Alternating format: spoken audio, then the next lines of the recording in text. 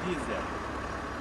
Este un seria 5, motor 6 în linie. Avem 6 cilindri. Modelul nu este facelift, dar stopurile și cu farurile sunt schimbate. Avem stopuri LED, doar că fiind modelul non-facelift, mașina în momentul în care a prins stopurile se aprind și becurile și LED-urile în același timp. Ca momentul de față, doar că fiind zi nu prea se vede atât de bine pe cameră. Semnalizări LED, de ceață normal și mașalier normal.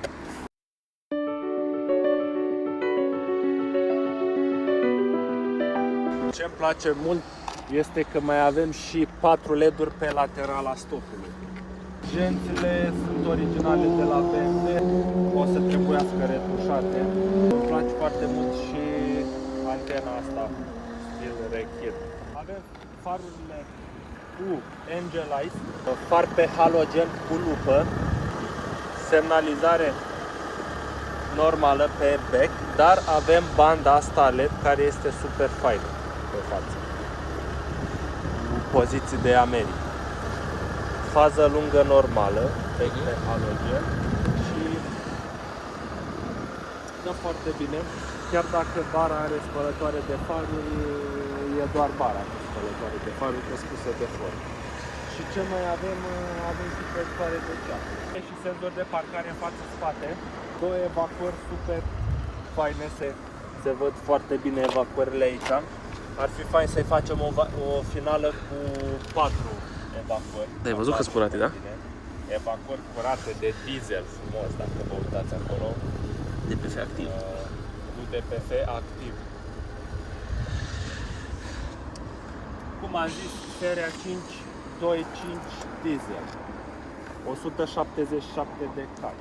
Să prezentăm și capota unde avem și motorul de 2.5 diesel, o capotă foarte lunguiată așa, dă senzația că stai într-o limuzină. Mașina fiind o semi-limuzină de clasă medie. Avem un plămpuș pe mijloc, așa, deschide foarte ușor, bineînțeles, telescoape, ca la portmanual, și motorul abia se aude, este foarte silențios, fiind un motor diesel cu 6 cilindri. Cel mai fiabil motor de pe BMW. Chiar nu au fost probleme pe el, DPF foarte fiabil și orice motor trebuie făcut revizia la timp și trebuie o întreținere cât mai corespunzătoare. BMW văd că recomandă la fel castul ăsta, văd că la toate mașinile. Avem și interiorul mașinii, crem, foarte greu de întreținut, dar destul de calitativ așa. Trebuie făcut o curățare, mă scuzați pentru această idee de mașină, dar așteptăm să vină căldura să-i facem și o curățare. Scaune de piele confortabile, semi-electrice, avem spătare electric. Așa. Bine, ele se duc manual în față și în spate. Felul acesta. Dar se coboară la fel electric. Totul este funcțional la mașină. Volanul cu comenzi pe volan pentru telefonie. Pe partea aceasta umblăm în sistemul media. Avem un ecran, cred că este un ecran de aproape 7 inch. Aici avem luminile, bineînțeles, manuale, nu este nimic automat. Aici reglăm ca la orice mașină, farurile mai sus, mai jos. Aici reglăm luminile de bord ambientale. Bineînțeles, mașina are pe portieră 4 geamuri electrice, oglinzi electrice, dar nu sunt rabatabile. Cum am zis, dacă ar fi să ne uităm la sistemul multimedia, avem climă semi-automată. Bineînțeles că avem CD, aici jos senzorii de parcare. Aici avem joystick-ul pentru sistemul multimedia, foarte ușor de folosit. Dacă dorim să dăm înapoi, apăsăm pe meniu și avem radio, CD și auxiliar. Pe o mașină din 2005 avem auxiliar. Aici avem cotiera. O cotieră destul de spațioasă. Așa. Și destul de confortabilă. La oglindă, LED-urile. Avem două LED-uri, partea stângă și dreaptă, și mai avem încă un LED pe mijloc. Și aș spune să mergem să o conducem, să vedem puțin cum se conduce acest BMW Seria 5. Luăm poziția de șofer de BMW. Și haideți să ne punem și centura.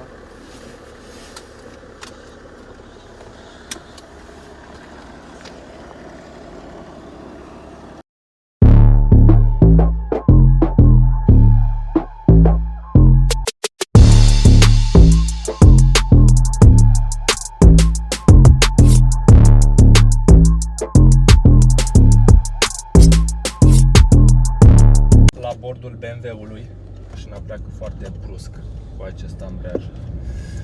Volanul este rigid, ca o mașină pentru drum lung. Uditam motorul, asta nu-i de mers foarte mult prin oraș. Mașina este manuală în 6 trepte, dar un schimbător foarte precis. Cutia de viteze îmi place cum schimbă. Deci mașina la drum lung chiar se înfinge, chiar simți că are un motor mare de 2.5. Nici nu trebuie să mergi cu ea foarte durat ca să vezi că mașina chiar are cuplu și trage. Stă foarte bine pe drum, o simt stabilă, are toate calitățile pentru o mașină. De exemplu, poți să mergi la mare foarte liniștit cu mașina asta. Abia simți că mergi, parcă plutești pe drum. La 100 la oră parcă ai 60. Nici nu simți viteza cu ea. Și asta poate să fie un lucru bun sau rău. Și cu a patra la deal avem 1800 de ture și urcă așa ușor, dar se simte că urcă în viteză. Nu este o mașină, ca să zici, că poți să-ți păstrezi ușor carnetul în buzunar. Dar încercăm să mergem în limita normală, chiar dacă mașina poate mult mai mult. Asta ar fi mașina de autostradă în Germania.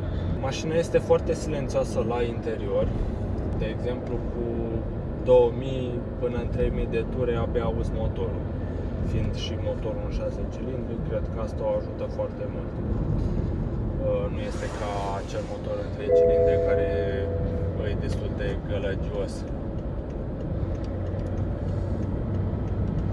Faci o depășire lejer cu această mașină fără să te stresezi.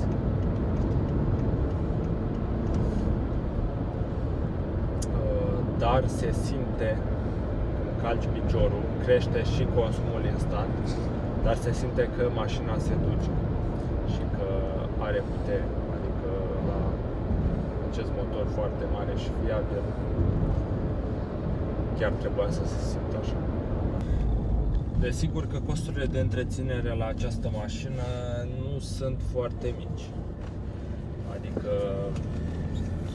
avem undeva la 9 litri de ulei în motor.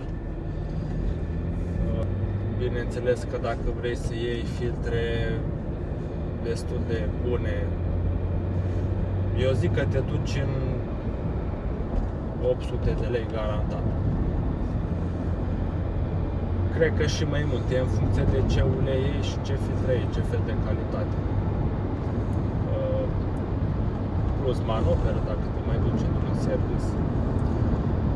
Plus că vezi că ți-a picat un braț,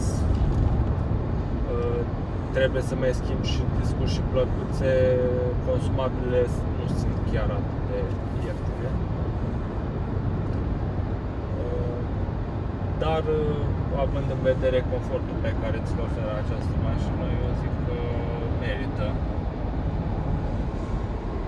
Pentru că până la toată urma nu faci această revizie tot timpul, o faci o dată pe an. Dacă îți mai pică pe parcurs alte piese, le schimb. Până la toată urma sunt consumabile și trebuie schimbate. Dar dacă ar fi să ne referim la, să zicem, un schimb de ambreiaj cu volantă, acolo ne ducem deja peste 2000 până în 3000 de lei garantat. Pentru că acolo este puțin mai complicată treaba și manopera e mult mai scumpă. Distribuția la această mașină ar fi în fața motorului, adică accesul la ea este foarte ușor, nu trebuie demontat motorul, este distribuție, bineînțeles, pe lanț. Dar culmea că aceste distribuții pe lanț din fața motorului sunt mult mai rezistente decât cele din spatele motorului, unde trebuie demontat, trebuie scos motorul ca să poți să umbli la ea. Desigur că la motoarele cu distribuția în spate este mult mai scumpă manopera, prețul pleacă cam de la 1000 de euro, doar manopera. Și bineînțeles că acest motor, distribuția sa poate să țină și 300.000 de kilometri. Patinele oricum sunt mult mai rezistente față de motorul cu distribuția în spate. Mașina, să știți că este confortabilă la condus, dar se simte în momentul în care o conduci. Chiar parcă ești una mașina, simți când schimbi viteza, simți când miști de volan, fiind volanul puțin mai rigid pentru drum lung. Și pedalele la fel, ambreiajul îl simți când îl ridici și mașina începe să plece foarte brusc.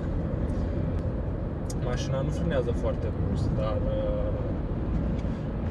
este destul de confortabilă și frâna și accelerația, chiar îți dă o senzație foarte faină la condus. Mașina pe partea de opțiuni nu este full, ce mi-ar mai fi plăcut să aibă ar fi în principal încălzire în scaune, sistemul multimedia cu ecranul mult mai mare și asta este opțional, un head-up display, pentru că am înțeles că pe acest model era și acel head-up display foarte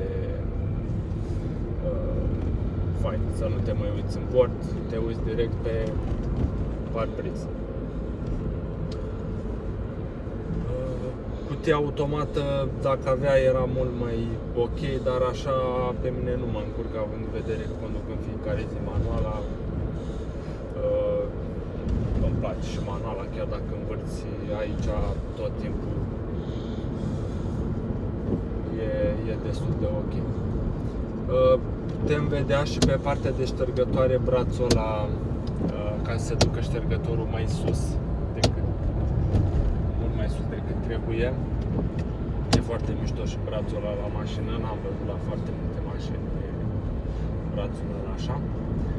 Și mi-ar mai fi plăcut să aibă sistemul de climatizare automat, complet automat, cu două zone, să reglezi printr-un buton temperatura, nu prin această rotiță, și să fie